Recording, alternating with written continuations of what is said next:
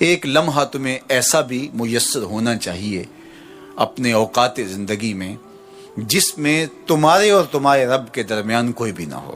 وَتَبَتَّلْ إِلَيْهِ تَبْتِيلًا، سب سے کٹ کے الگ تھلگ ہو کے بالکل یکسوئی کے ساتھ تم اپنی زندگی کے وہ لمحے اپنے رب کے ساتھ جوڑ دو۔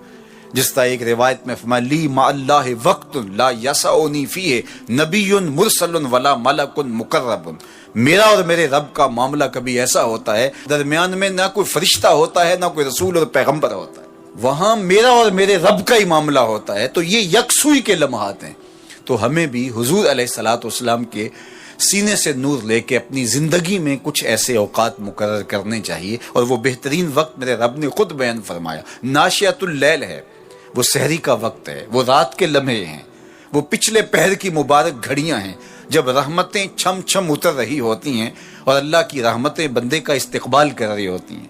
تو اس وقت اگر اللہ کے حضور کھڑے ہو کے ربط قائم کیا جائے تو وہ اللہ کے ساتھ جڑنے کا بہترین وقت ہے۔ اور نماز میں تبتل ہو، جب ہم نماز پڑھ رہے ہوں تو مکمل انہماک رب کے ساتھ ہو۔ سیدنا علی المرتضیٰ رضی اللہ تعالیٰ عنہ کے بدن میں تیر لگا ہے اور وہ نماز میں مصروف ہیں اور تیر نکال لیا جاتا ہے، جب سلام پھرتا ہے تو پھر آپ کو پتہ چلتا ہے کہ یہ تو جو ہے وہ تیر تھا جو نکال لیا گیا۔ تو یہ انہماک ہے، رب کے ساتھ انہماک۔ اور وہ فرمایا گیا حدیث جبریل میں کہ اپنے رب کی اس طرح عبادت کرو کہ گویا تم اسے دیکھ رہے ہو، اور اگر یہ کیفیت پیدا نہیں ہوتی تو کم از کم یہ کیفیت تو ہو کہ وہ تمہیں دیکھ رہا ہے۔ فَاتَّخِذْهُ وَكِيلًا، اور اسی کو کارساز بناؤ، اسی پر توکل، اسی پر بھروسہ، اپنے امور اسی کے سپرد کرو۔ جب اپنے امور اپنے رب کے سپرد کرنے کا مزاج پیدا ہو جاتا ہے، زندگی سوکھی ہو جاتی ہے۔ تدبیر کریں، اس کے لیے حکمت عملی ضرور آپ وضع کریں، لیکن کچھ کام کر کے اللہ پہ چھوڑ دیں۔ اگر توکل بھی یہی ہے کہ آپ گھٹنا بھی باندھیں اور سپرد اللہ کے کر دیں، اسی کی طرف سے کام ہوتے ہیں اور وہی کارساز حقیقی ہے۔ تو فرمایا کہ فَاتَّخِذْهُ وَكِيلًا، اسی کو کارساز بنا لیجئے اور اسی پر اپنے کاموں کو چھوڑ دیجئے۔ جو کشتیاں اس کے نام پر ڈال دی گئیں وہ ڈوبتی نہیں ہیں، وہ منزل تک، ساحل تک پہنچتی ہیں۔ تو ہمارا تو اتنا ہی کام ہے کہ کشتی ڈال دی، لیکن اس کو پار لگانا تو اسی کا کام ہے۔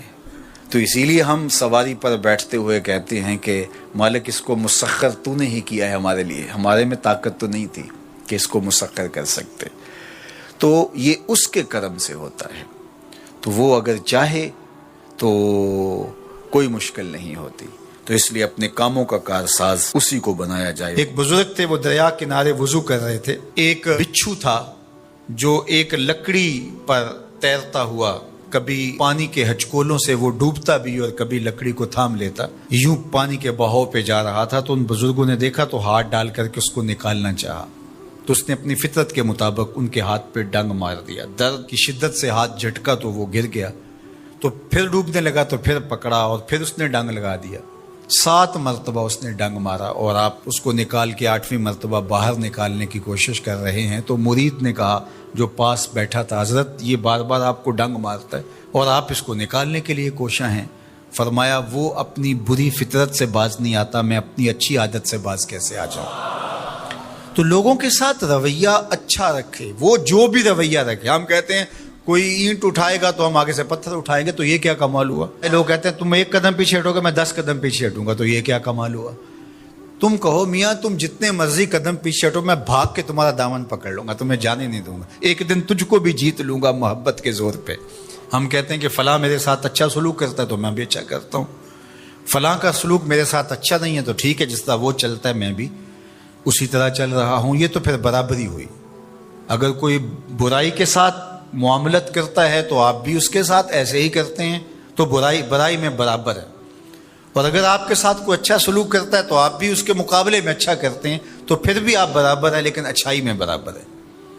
تیسری صورت یہ ہے کہ کوئی آپ سے اچھا سلوک کرتا ہے اور آپ اس سے برا سلوک کرتے ہیں، یہ بدترین صورتحال ہے۔ اور سب سے بہتر صورت کیا ہے کہ کسی کا رویہ تلخ بھی ہو، کسی کا انداز नामुनासिब भी हो, कोई आपके साथ बुरा सलूक भी करता हो, लेकिन आप उसके साथ अच्छा सलूक करते हो। खून का रिश्ता है, दूध का रिश्ता है, वतन का रिश्ता है, हमसायगी का रिश्ता है, आपके साथ उसकी ताल्लुकदारी है, आपके आबा व अजदाद की आपस के अंदर सांझ थी और आप उसको निभा रहे हैं। तो ये है बेहतरीन रवैया कि किसी का कोई भी रवैया हो, आप उसके साथ अच्छा रवैया इख्तियार करते हैं। हज़रत उक़बा बिन आमिर रज़ी अल्लाह ताला अन्हु को हुजूर ने इरशाद फरमाया था, सिल मन क़तअका वात मन हरमका वाफ़ु अम्मन ज़लमका। ए उक़बा बिन आमिर, जो तुझसे ताल्लुक़ तोड़े तो उससे ताल्लुक़ जोड़, जो तुझे महरूम रखे तो उसकी झोलियां भर दे, और जो तेरे पे ज़्यादती करे तो उसको माफ़ कर दे, उससे दरगुजर फरमा। ये बेहतरीन किरदार है जिससे एक अच्छा सुथरा पाकीज़ा और मुनासिब मुआशरा तरतीब पाता है और तरकीब पाता है। तो मेरे और आपके आका व मौला ने हमें ये तलकीन की, बल्कि फरमाया जो ये चाहता है कि उसकी उम्र में बरकत हो और रिज्क में इजाफा हो, वो रिश्तेदारों के साथ सलूक अच्छा करे। ये राज है उम्र में बरकत का और रिज्क में इजाफे का। रिश्तेदारों के साथ अगर सलूक अच्छा करोगे तो तुम्हारी उम्र में भी बरकत होगी, तुम्हारे रिज्क में भी बरकत होगी। तो हमें ये तलकीन की, रिश्तेदार तो दूध या खून की सांझ से रिश्तेदार बनते हैं। कोई आम इंसान भी हो, हमें तो उनके साथ भी अच्छा रवैया इख्तियार करने की तलकीन की गई। हत्ता कि आपके दीन पर ना भी हो तो आपकी हमसायगी में बसता है, मुस्तामन है, जिम्मी है, तो उसके साथ आपका सलूक अच्छा होगा। आपका दीन आपको ये सिखाता है। शेख सादी बोले, शुनीदम के मर्दान राह खुदा दिले दुश्मना हम न कर दन तंग, तो रा के मुयस्सर शवदी मुकाम के बादोस्तानत खिलाफस्तो जंग। मैंने सुना है कि जो अल्लाह के बंदे हैं वो तो दुश्मनों का दिल भी नहीं दुखाते। तुझे तसव्वुफ के मरातब रफ़िया कैसे नसीब हो सकते हैं? तू तो अपनों से जंग छेड़ के बैठा है, तू तो अपनों के गिरेबान फाड़ रहा है, अपनों की पगड़ियां नोच रहा है, और तू तो अपनी रिश्तेदारियों को तोड़ रहा है। तू अपने हम मनसबों के साथ उलझाव में मुब्तला है, अपने हम मसलकों हम मशरबों के साथ तेरा उलझाव चल रहा है, तेरी लड़ाई चल रही है। तुझे कैसे मर्तबा और बातन का नूर और अंदर का उजाला नसीब होगा? जो अल्लाह के बंदे हैं वो तो दुश्मनों का भी दिल नहीं दुखाते। इंसान तो इंसान रहे, वो तो जानवरों के साथ भी रवैया अच्छा रखते हैं कि ये अल्लाह की मखलूक है।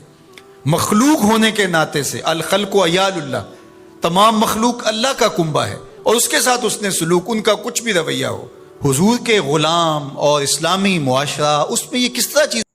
अबू हुरैरा फरमाते हैं कि मैं हुजूर की जानिब से माले सदका पर मुकर्रर था, सदका का जो माल था उसका ढेर लगा था, और मुझे हुजूर ने मुकर्रर किया था कि तुमने पहरा देना है।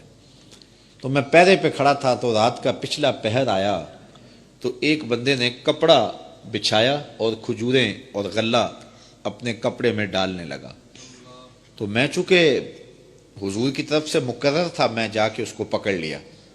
उसने कहा, मेरे छोटे छोटे बाल बच्चे हैं, कसीरुल अयाल हूँ, तो मुझे छोड़ दे, मैं मजबूरी की वजह से चोरी कर रहा हूँ, वरना मैं कोई पेशावर चोर तो है नहीं। हज़रत अबू हुरैरा फरमाते, मुझे तरस आया तो मैंने उसको छोड़ दिया। खैर रात गुजरी, सुबह फजर की नमाज हुई, मैं हुजूर की खिदमत में हाजिर हुआ, तो हुजूर को सलाम किया। हुजूर ने मुझे कहा, मा फ़अला असीरु कल बारिहा, अबू हुरैरा रात वाले चोर का क्या हुआ? तो मैंने अर्ज की, हुजूर उसने कहा छोटे छोटे बच्चे हैं, कसीरुल अयाल हूँ, मैं कोई पेशावर चोर नहीं हूँ, मैं तो बड़ा ख़ानदानी आदमी हूँ, मुझे मजबूरी ने मार दिया है और मैं इसलिए चोरी करने लगा हूँ।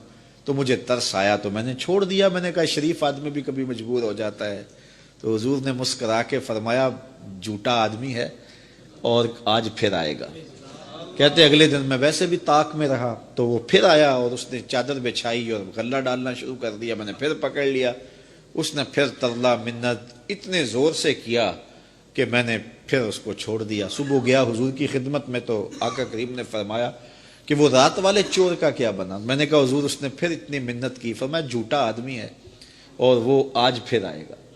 तो कहते हैं कि अगले दिन वो फिर आया, तो मैंने फिर बाजू से पकड़ा, तो मैंने कहा आज तो नहीं छोड़ूंगा, आज तो तरले करे, मिन्नतें करे, पाँव को हाथ लगाए, आज नहीं छोड़ूंगा। اس نے کہا ابو ہریرہ میں ایک بات تجھے بتاتا ہوں، اگر تیری سمجھ میں آ جائے تو مجھے چھوڑ دینا۔ میں نے کہا آپ بتاؤ۔ اس نے کہا کہ جو بندہ عشاء کی نماز کے بعد بستر پہ لیٹے اور لیٹنے کے بعد آیت الکرسی پڑھ لے، ساری رات اس کے پاس شیطان نہیں آئے گا۔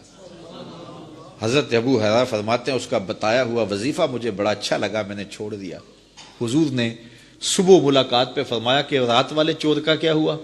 میں نے کہا حضور اس نے یہ وظیفہ بتایا اور مجھے پسند آ گیا، میں نے اس کے عوض چھوڑ دیا۔ فرمایا بندہ تو جھوٹا ہی ہے لیکن بات سچی بتا گیا۔ اور پھر فرمایا ابو ہریرہ جانتے ہو وہ 3 دن تمہارے پاس آنے والا کون تھا؟ کہا اللہ و رسولہ عالم۔ فرمایا وہ خود شیطان ہی تو تھا جو 3 دن آتا رہا۔ تو آیت الکرسی اتنی برکتوں کی حامل جو ہے وہ آیت ہے۔ اس کو آیت الکرسی اس لیے کہتے ہیں، اس میں اللہ تعالیٰ کی کرسی کا ذکر ہے، تو اس لیے کہا گیا کرسی والی آیت۔